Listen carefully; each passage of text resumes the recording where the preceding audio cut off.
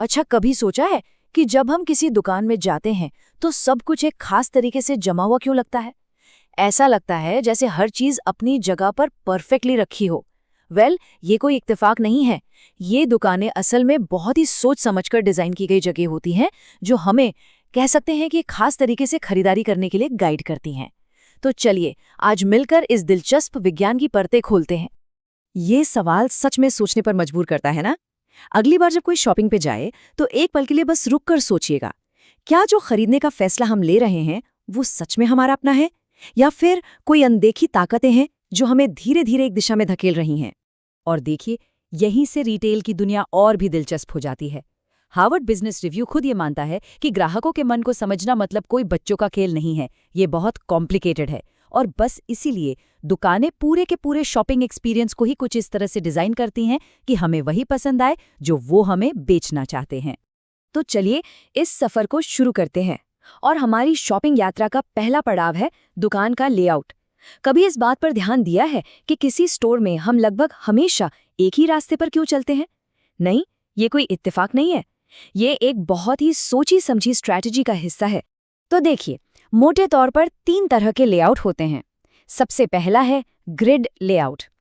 ये आपको सुपरमार्केट में दिखेगा, सीधी सीधी लाइनें ताकि लिस्ट का सामान फटाफट मिल जाए। फिर आता है लूप। इसका बेस्ट एग्जाम्पल है आइकिया। यहाँ एक तय रास्ता होता है जो आपको पूरे स्टोर से घुमाकर लाता है ताकि आपसे कुछ भी छूट न जाए। और आखिर में है फ्री फ्लो।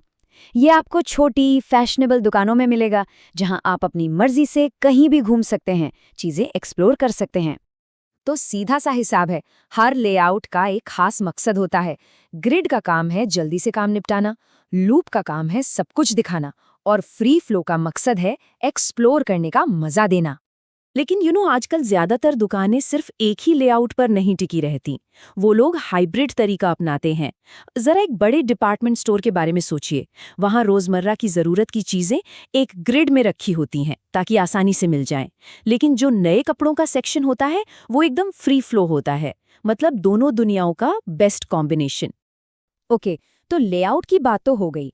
अब दुकान के अंदर चलते हैं और बात करते हैं वहां की वाइब या माहौल की। और यकीन मानिए, ये एक बहुत बहुत ही पावरफुल चीज है। वैसे टेक्निकल भाषा में इसे स्टोर एटमॉस्फेरिक्स कहते हैं। इसका सीधा सा मतलब है वो सारी चीजें जिन्हें एक दुकान अपने माहौल को बनाने के लिए इस्तेमाल करती है। और मजे की बात यह है कि इसका असर सिर्फ हम ग्राहकों पर ही नहीं, बल्कि वहां काम करने वाले एम्प्लॉयज पर भी पड़ता है। और पता है, ये अनुभव दुकान में घुसने से भी पहले शुरू हो जाता है, बाहर से ही। जरा एक लग्जरी स्टोर को इमेजिन कीजिए। उसकी शानदार बनावट, चमचमाती डिस्प्ले विंडोज, आसान पार्किंग, ये सब मिलकर एक फर्स्ट इंप्रेशन बनाते हैं जो हमारी उम्मीदों को पहले ही एक आकार दे देता है। फिर जैसे ही दुकान के अंदर कदम रखते हैं, हमारी सारी इंद्रियां, हमारे सारे सेंसेस एकदम से एक्टिव हो जाते हैं। रोशनी कैसी है, दीवारों का रंग क्या है, और हाँ, वहां बजने वाला म्यूजिक, और हवा में वो जो एक खास खुशबू होती है, ये सब मिलकर एक खास एहसास पैदा करते हैं। और फिर आता है ह्यूमन एलिमेंट, मानवीय पहलू, जिसे हम अक्सर नजरअंदाज कर देते हैं। सोचिए, एक मुस्कुराता हुआ स्टाफ मेंबर कितनी अच्छी तरह से मदद करता है, या फिर एक भीड़-भाड़ वाली दुकान जहां सब लोग एक्साइटेड हैं। ये सब भी उस माहौल का हिस्सा है और हमारे एक्सपीरियंस को बहुत ज्यादा प्रभावित करता है। इन सारी चीजों में से 2 चीजें ऐसी हैं जो हमारे अवचेतन मन पर, हमारे सबकॉन्शियस पर सबसे गहरा असर डालती हैं। एक है ध्वनि यानी म्यूजिक, और दूसरी है गंध यानी खुशबू। कभी सोचा है कि किसी महंगे लग्जरी स्टोर में धीमा और शांत म्यूजिक क्यों बजता है? ये भी कोई इत्तेफाक नहीं है।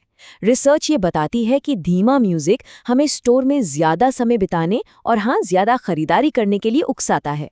और अगर म्यूजिक अच्छा लग रहा हो तो लंबी लाइन में इंतजार करना भी उतना बुरा नहीं लगता है ना? और बात करें सुगंध की, तो वो तो म्यूजिक से भी ज्यादा पावरफुल है। जानते हैं क्यों? क्योंकि हमारी सूंघने की शक्ति सीधे दिमाग के उस हिस्से से जुड़ी है जो हमारी भावनाओं और यादों को कंट्रोल करता है। एक अच्छी महक हमें किसी स्टोर में ज्यादा देर तक रोक सकती है और हमें इसका एहसास तक नहीं होगा। आखिरकार बेकरी से आती ताजी ब्रेड की महक, उसे कौन नजरअंदाज कर सकता है भला? चलिए अब हम अपनी शॉपिंग यात्रा के सबसे जरूरी हिस्से पर पहुंच गए हैं, वो पल जब हम पैसे देते हैं। और दोस्तों, यहीं पर कीमत का मनोविज्ञान यानी प्राइसिंग साइकोलॉजी अपना असली जादू दिखाती है। तो देखिए, कीमतों को लेकर दो मेन स्ट्रैटेजी होती हैं।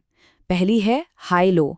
इसमें क्या होता है कि चीज़ों की कीमत पहले ज़्यादा रखी जाती है और फिर 50% ऑफ जैसे बड़े बड़े डिस्काउंट दिए जाते हैं। ये उन लोगों को बहुत पसंद आती है जो बार्गेन हंटर्स होते हैं। दूसरी तरफ है एवरीडे लो प्राइसिंग या EDLP। यहाँ कीमतें हमेशा कम और फिक्स्ड रहती हैं। ये टाइम सेवर्स के लिए है, जिन्हें बस भरोसेमंद दाम चाहिए, बार बार डिस्काउंट नहीं। लेकिन अब कहानी में एक बहुत ही दिलचस्प मोड़ आता है। क्या होगा अगर कोई बहुत बड़ा पुराना ब्रांड अपनी दशकों पुरानी प्राइसिंग स्ट्रैटेजी को अचानक से बदल दे? चलिए एक बहुत ही मशहूर केस स्टडी देखते हैं। साल था 2012। अमेरिका का मशहूर स्टोर JC पेनी एक बहुत बड़ा फैसला लेता है। वो अपनी दशकों पुरानी छूट और कूपन वाली स्ट्रैटेजी को छोड़कर हमेशा कम दाम वाला तरीका अपना लेता है। और नतीजा? ये चार्ट देखिए। नतीजा साफ है, उनके स्टॉक की कीमत जमीन पर आ गई। तो सवाल ये है, ऐसा हुआ क्यों? सीधी सी बात है, उन्होंने अपने ग्राहकों के साथ एक साइकोलॉजिकल वादा तोड़ दिया था। देखिए, उनके जो कस्टमर्स थे, उन्हें डिस्काउंट का इंतजार करने की आदत थी। उन्हें एक अच्छी डील पाकर स्मार्ट और सक्सेसफुल महसूस होता था। और जब ये सौदा खोजने का रोमांच ही खत्म हो गया, तो ग्राहकों ने भी आना बंद कर दिया। JC पेनी की कहानी एक बहुत बड़ा सबक है। लेकिन आज की दुनिया में टेक्नोलॉजी के साथ कीमतें तय करने के तरीके लगातार बदल रहे हैं। और कहना पड़ेगा, ये पहले से कहीं ज़्यादा स्मार्ट हो गए हैं।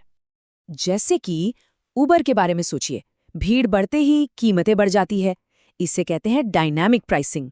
या फिर जब कोई वेबसाइट हमारी पिछली खरीदारी देखकर एक खास डिस्काउंट देती है, वो है पर्सनलाइज्ड प्राइसिंग। और फास्ट फूड का कॉम्बो मील तो सबको पसंद है ना, वो बंडल प्राइसिंग का एक परफेक्ट एग्जाम्पल है। तो ठीक है, ये सब जानने के बाद सवाल ये उठता है कि एक ज़्यादा जागरूक और स्मार्ट खरीदार कैसे बना जाए। चलिए अब तक की सारी जानकारी को फटाफट एक साथ जोड़कर देखते हैं। ये सब कुछ बस 3 मेन पिलर्स पर टिका है। लेआउट, जो ये तय करता है कि हम स्टोर में चलेंगे कैसे। माहौल, जो हमारी भावनाओं को, हमारे इमोशंस को शेप देता है। और आखिर में प्राइस, जो हमारे खरीदने के आखिरी फैसले पर मुहर लगाती है। बस यही है रिटेलर की पूरी टूल किट। तो अगली बार जब किसी दुकान में जाएं, तो एक जासूस की तरह सोचिएगा। देखिए कि लेआउट आपको कहाँ ले जा रहा है। ध्यान से सुनिए कि कैसा म्यूजिक बज रहा है। और महसूस कीजिए कि वो प्राइस टैग आपको कैसा महसूस करा रहा है।